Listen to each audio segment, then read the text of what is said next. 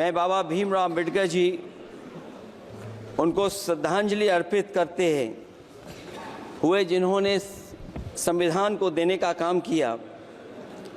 हमारा संविधान जो तैयार हुआ है उनकी प्रबुद्ध दृष्टि का परिणाम है कि हमारे पास न्याय, स्वतंत्रता, समानता और बंधुत्व के सिद्धांतों पर आधारित एक महान संविधान हमें मिला है।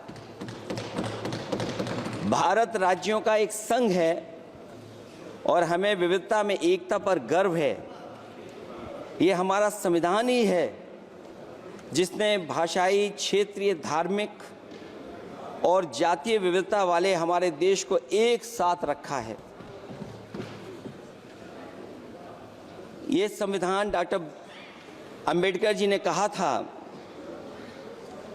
कि संविधान की सफलता इस पर निर्भर करेगी कि हम उसके अनुसार कैसे काम करते हैं। ये देखना है, विधायिका, कार्यपालिका और न्यायपालिका की जिम्मेदारी है कि इस महान देश का शासन हमारे संविधान में निहित उच्च सिद्धांतों के अनुसार चलाया जाए। डॉक्टर अंबेडकर ने कहा था, मैंने तो संविधान निर्माण का दायित्व बहिष्कृत वंचित वर्गों को अधिकार दिलाने के लिया है। ये वही संविधान है जो समय समय पर हमारा रक्षा कवच बनता है। अध्यक्ष महोदय, ये संविधान हमारी ढाल है, संविधान हमारी सुरक्षा है, संविधान हमें समय समय पर शक्ति देता है। संविधान ही देश की 90% शोषित, उपेक्षित, पीड़ित, वंचित जनता के अधिकारों का सच्चा संरक्षक है। ये संविधान ही हमारा बड़ा मददगार है। इसलिए ये हमारे जैसे लोग और देश के कमजोर लोगों के लिए और खासकर पीढ़ी के लिए संविधान की रक्षा जन्म मरण का विषय है। संविधान ही लोकतंत्र की प्राणवायु है और जहां बाबा साहब भीमराव अम्बेडकर जी ने इतना शानदार अच्छा संविधान दिया, वहीं डॉक्टर अम्बेडकर ने स्पष्ट कहा था, जो हमारे माननीय मंत्री जी ने भी सत्ता पक्ष से वो बात रखी और कहा था, संविधान कितना भी अच्छा हो, यदि उसे लागू करने वाले लोग अच्छे नहीं होंगे तो परिणाम अच्छे नहीं निकलेंगे। इसलिए अध्यक्ष महोदय, इस संविधान पर लगभग 75 वर्ष में के बाद भारत की संसद में फिर चर्चा हो रही है। मैं कई महत्वपूर्ण बिंदुओं पर अपनी बात को रखना चाहूँगा। अध्यक्ष महोदय, हमारे संविधान की प्रस्तावना संविधान का निचोड़ है। सरकार के उद्देश्यों और लक्ष्यों को स्पष्ट उल्लेख है प्रस्तावना में।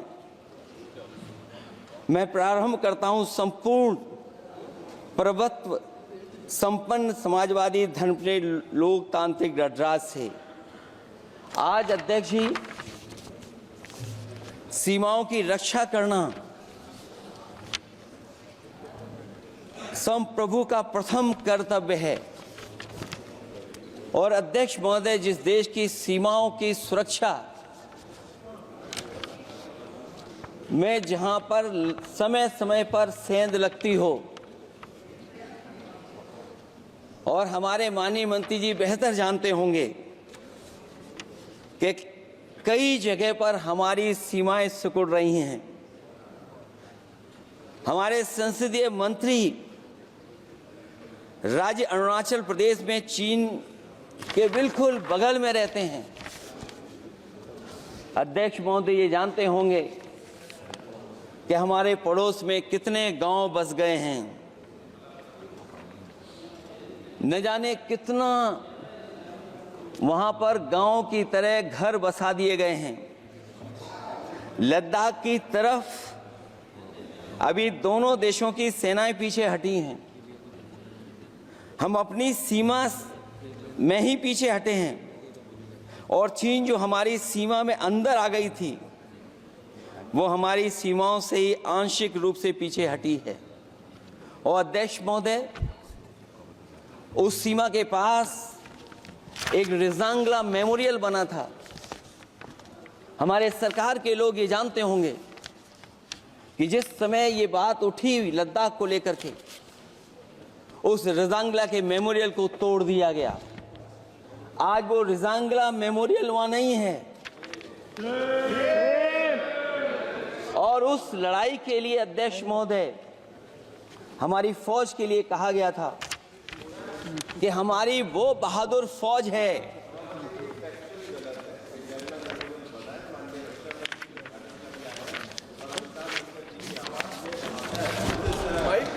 अध्यक्ष महोदय, यही तो फर्क है। कहां पर था, कहां पर बना अब। और अध्यक्ष महोदय, मैं सरकार को बताना चाहता हूं, अध्यक्ष जी, मंत्री जानते होंगे, मंत्री जी, केवल 12 किलोमीटर सड़क बनी थी और पड़ोसी देश ने क्या क्या नहीं कहा गया। और वो समय आएगा जब हमें मानसरोवर और कैलाश पर्वत पे जाने के लिए भी वो देश हमें रोकने लगेगा। तो हमारी आज 75 साल बाद सीमाएं कितनी सुरक्षित हैं? क्या लद्दाख की वो फिंगर्स जहां पर हम पहले थे, क्या हमारी फौज वहीं खड़ी है कि नहीं खड़ी है? अगर आप रिजांगला मेमोरियल जानते होंगे तो लद्दाख की वो सीमाएं जो हमारे देश के अंदर थी, क्या हमारी सीमा वहां तक है कि नहीं है? आज नहीं है। ये देश समाजवादी गणराज्य बने। समाजवाद का सरल शब्दों में अर्थ है कि समता और संपन्नता हो, लेकिन देश में अध्यक्ष महोदय 2014 के बाद विषमता जिस तेजी के साथ बढ़ी है उसकी कल्पना भी नहीं की जा सकती है। 140 करोड़ में से 82 करोड़ सरकारी अन्न पर जिंदा हैं। अध्यक्ष महोदय, जो देश को ये कहते हो कि हम दुनिया की सबसे तेज रफ्तार पे चलने वाली अर्थव्यवस्था बनने जा रहे हैं, 3 पर पहुंच गए और ऊपर जाएंगे। मैं सरकार से कहना चाहता हूं कि जब 82 करोड़ सरकारी अन्न पर जिंदा हैं और दूसरी तरफ देश की संपूर्ण संपत्ति के 2/3 हिस्से पर कुछ परिवारों का कब्जा है, अगर सरकार में ये बहादुरी और हिम्मत है तो इस 60% गरीबी के रेखा से नीचे रहने वाले लोगों की पर कैपिटा इनकम क्या है? अगर आपकी अर्थव्यवस्था ऊंचाई पर जा रही है तो हमारे जो गरीब लोग हैं, जो 60% गरीब लोग हैं, उनकी पर कैपिटा इनकम क्या है? और जहां समय समय पर सरकार अपने आंकड़े देती है, कम से कम ये आंकड़े भी दे दे कि गरीबी रेखा पर जो नीचे रहने वाले लोग हैं उनकी पर कैपिटा इनकम क्या है। इससे स्पष्ट हो जाएगा कि 5% लोगों की पर कैपिटा इनकम क्या है। हमारा प्रेमबली कहता है कि धर्म निरपेक्ष गणराज्य बने, राज्य की निगाह में सभी धर्म सम्मान हैं। हमारा सेकुलरिज्म हमें रिलीजियस इक्वलिटी का रास्ता दिखाता है। यही ना अर्थ इसका है। क्या इस पर सरकार अमल कर रही है? देश के 20 करोड़ से ज्यादा अल्पसंख्यकों के, विशेषकर मुसलमानों को दूसरे दर्जे का नागरिक बनाने का प्रयास चल रहा है। उन पर हो रहे अत्याचार प्रतिदिन बढ़ते जा रहे हैं। उनकी संपत्ति को लूटा जा रहा है, हत्याएं की जा रही हैं, घर तोड़े जा रहे हैं, उनके पूजा स्थलों पर कब्जा प्रशासन की मदद से किए जा रहे हैं। अगर ये धर्मनिरपेक्षता, तो धर्म शासित राज्य की क्या परिभाषा है? और हाल ही में हम लोगों ने अध्यक्ष महोदय उदाहरण देखा है कि किस तरीके से उत्तर प्रदेश में कई महत्वपूर्ण जगह पर इस तरह की घटनाएं जानबूझ करके की गई। मुझे याद है उस समय, जिस समय उत्तर प्रदेश का इलेक्शन चल रहा था, बहुत से लोगों को वोट डालने का अधिकार जिनको था, उनको अधिकार से रोका गया और जो लोग वोट डालने जा रहे थे उन्हें डराया धमकाया जा रहा था। ऐसे इंतजाम किए गए थे कि ये वोट डालने के लिए वोट बूथ तक न पहुंच पाए। वो तस्वीरें अध्यक्ष महोदय न केवल हम लोगों ने देखी, बल्कि पूरे देश और दुनिया ने देखी होंगी कि किस तरीके से उत्तर प्रदेश की सरकार के प्रशासन के इशारे पर एक पुलिस के अधिकारी ने महिलाओं को वोट से डालने से रोका और रिवॉल्वर दिखा करके कहा कि वोट डालने नहीं जाओगे। मैं उन बहादुर महिलाओं को बधाई देना चाहता हूं कि उन्होंने परवाह नहीं की और उन्होंने कहा कि इससे कुछ जान जाने वाली नहीं, अगर जान भी जाएगी तो हम वोट डाल करके आएंगे। क्या यही लोकतांत्रिक राज्य है? सच्चे लोकतंत्र में जनता श्रद्धापूर्वक मतदान के माध्यम से अपनी सरकार चुनती है। क्या हम सही अर्थों में लोकतांत्रिक व्यवस्था में जी रहे हैं, जहां सरकार मशीन और सरकारी मशीनरी के जरिए जहां चाहे अपनी सरकार बना लेती है, जनता के मत का कोई अर्थ नहीं रखे हैं, वह लोकतंत्र नहीं कहा जा सकता है। यह व्यवस्था जब तेजी से लोकतंत्र में तानाशाही की तरफ बढ़ रही है, हिटलर ने भी तो जनता द्वारा चुने जाने के बाद संविधान में संशोधन करके तानाशाही कायम कर दी थी। हमारी सरकार भी उसी के समांतर चलने का प्रयास कर रही है। प्रस्तावना में अध्यक्ष महोदय सामाजिक, आर्थिक और राजनीतिक न्याय दिलाने की बात है। अध्यक्ष महोदय, मैं जब सरकार की तरफ से माननीय मंत्री जी को सुन रहा था, उन्होंने जाति जनगणना को लेकर के कहा कि जाति जनगणना कराना चाहें तो करा लें। हम लोग तो उस पक्ष के धर लोग हैं, अगर आप करा सकते हैं तो आप कराइए। नहीं अध्यक्ष महोदय, जब कभी भी हम लोगों को मौका मिलेगा तो जाति जनगणना कराने का काम हम लोग करेंगे।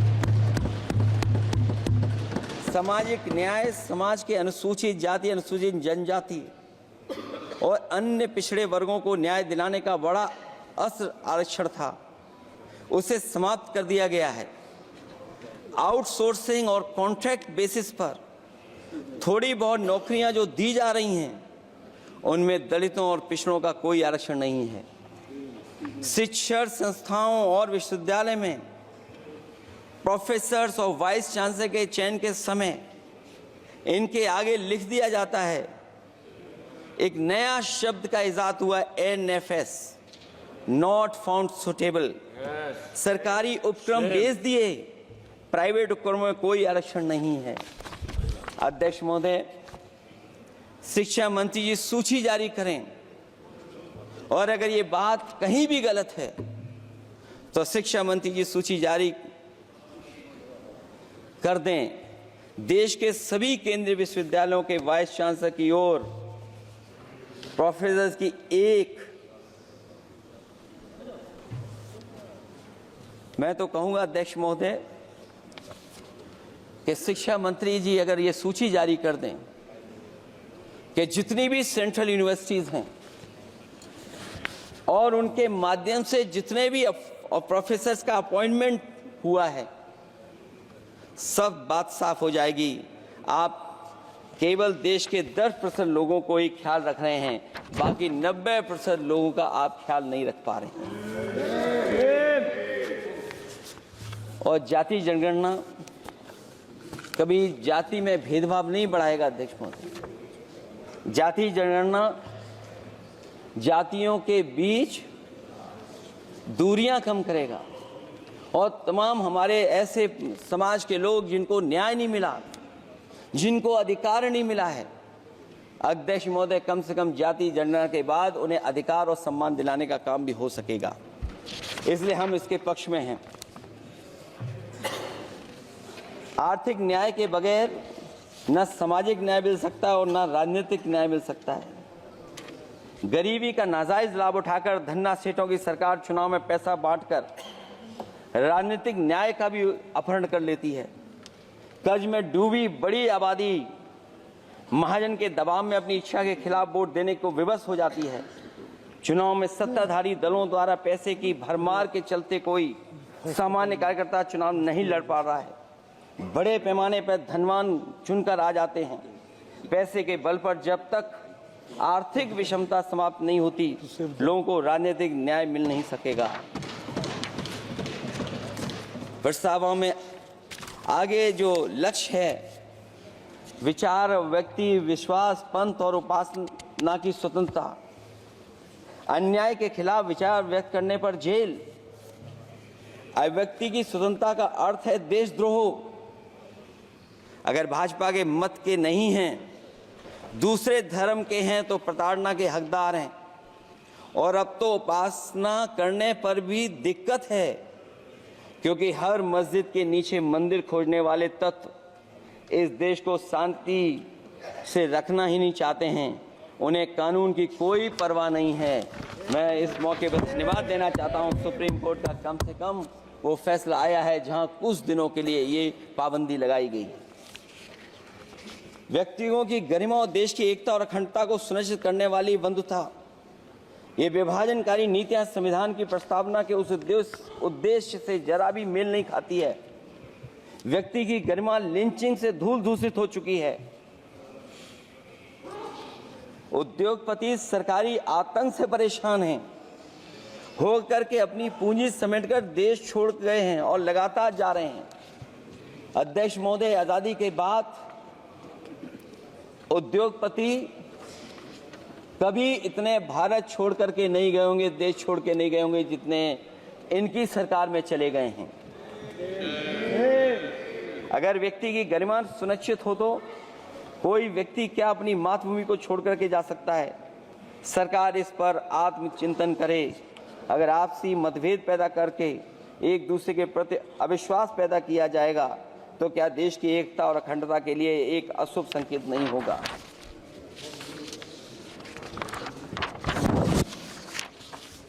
अध्यक्ष महोदय,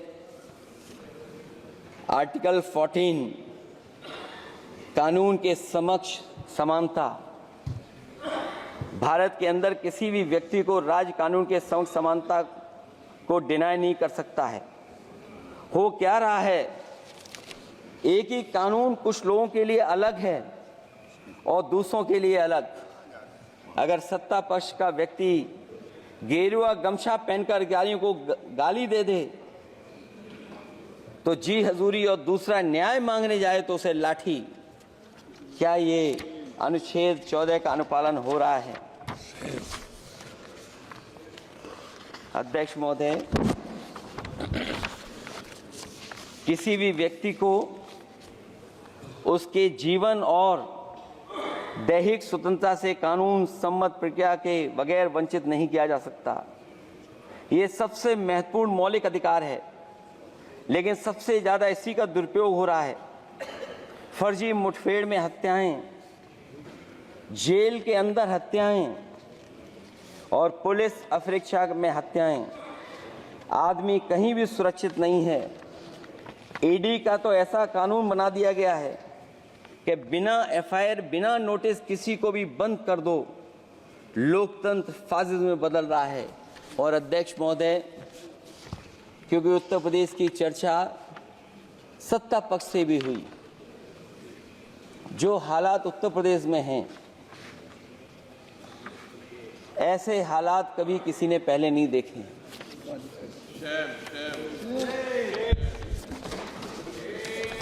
जहां पर कानून की समय समय पर धज्जियां उड़ रही हैं।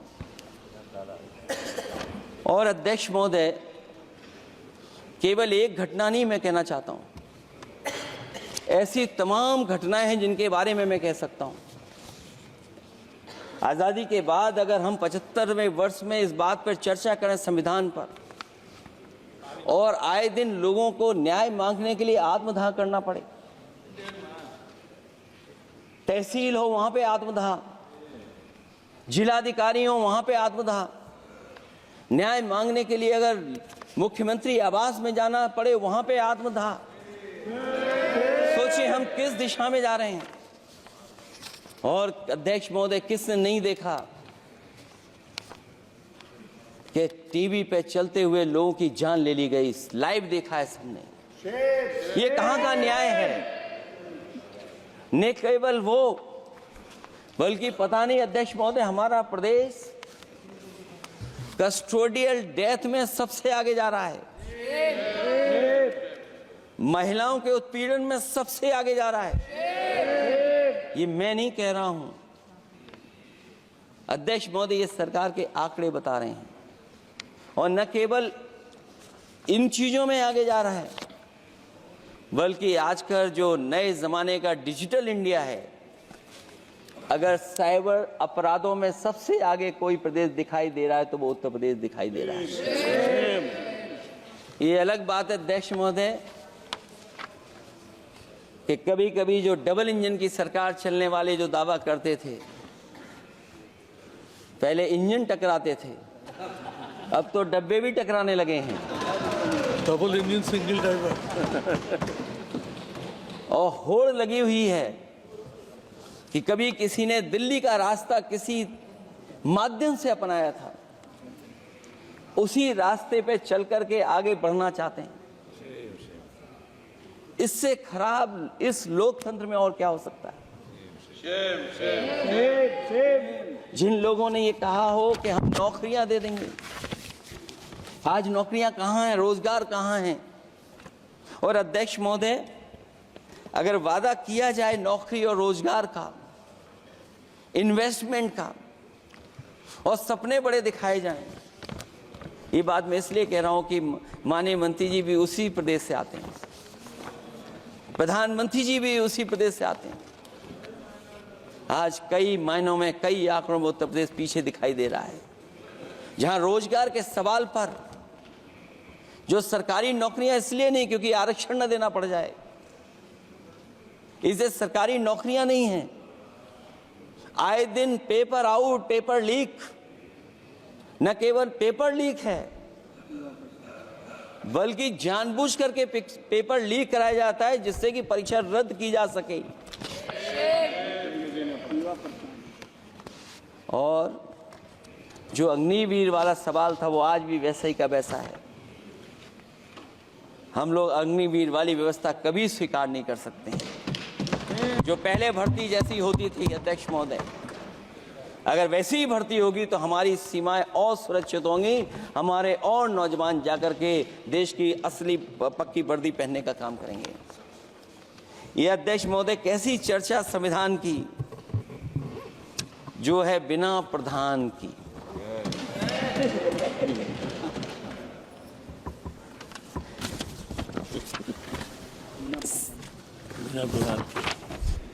अध्यक्ष महोदय, इस सरकार में जो लोकतंत्र के साथ खिलवाड़ हुआ है, इतना कभी खिलवाड़ नहीं हुई होगी।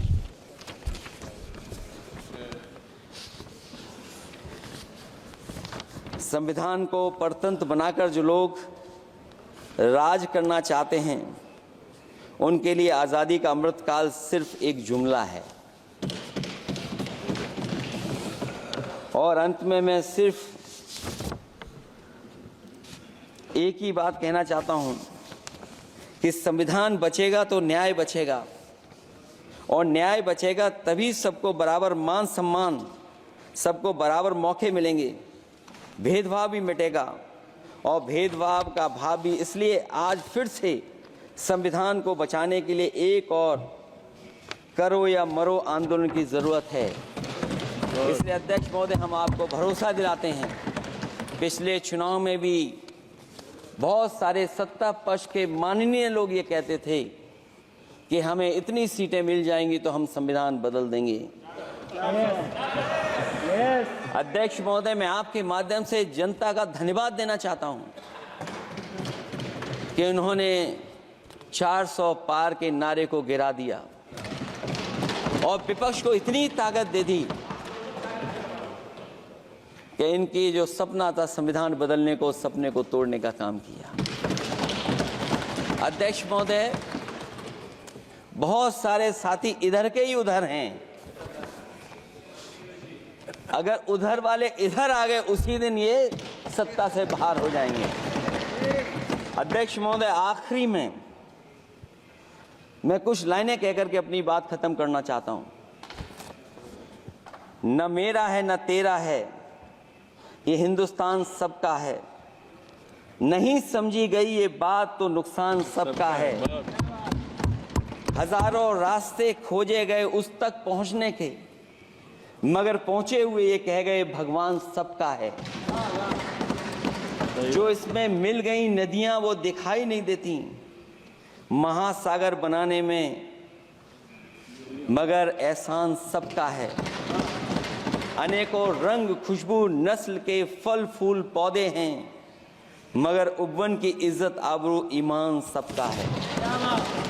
हमें उम्मीद है कि इस चर्चा के बाद बाबा साहब भीमराव अम्बेडकर जी का दिया हुआ संविधान को बदलने का सपना नहीं देखा जाएगा।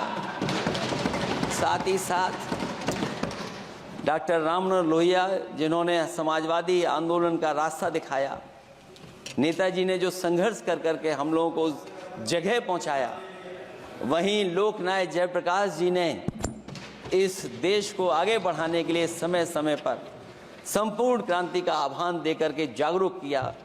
मैं उन सबको याद करते हुए एक बार फिर अध्यक्ष जी आपका बहुत बहुत धन्यवाद देता हूँ।